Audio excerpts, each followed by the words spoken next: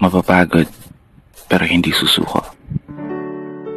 Alam mo ba na may dalawang uri ng pagod na pwede mong madama? Una, yung pagod na itutulog mo lang at pagising mo, okay ka na. Pero may isang uri ng pagod na talagang kakaiba. Yun ay ang pagod na hindi nadadaan sa pahinga. Isang pagod na magpapahiwatig kung gaano kabigat ang mga problema mong daladala. Pagod na magpapanginig ng mga luha sa mata. Pagod na magdidikta sa'yo para sabihin ayaw mo na. Mapapatanong ka na lang talaga, saan nga bang direksyon ng aking mga paa? Mga paang tila pagod na sa kakahakbang.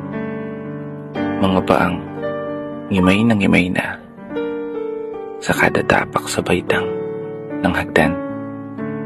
Isang hagdan na magdadala sa akin patungo sa isang palapag na pinapangarap ko. Mapapagod, pero hindi susuko. Magpapahinga, pero hindi hihinto.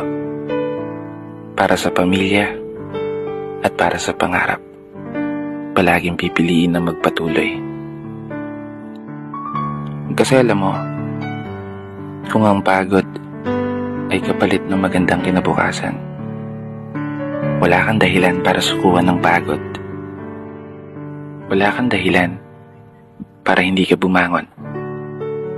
Wala kang dahilan para tuluyang magpalamon sa pagod na magbibigay sa iyo ng mga hamon at pagsubok na susukat sa iyong katatagan at kagustuhang makaahon, kagustuhang umasenso at kagustuhang magtagumpay at tuluyang makamtan yung magandang buhay na gusto mong mapasakamay.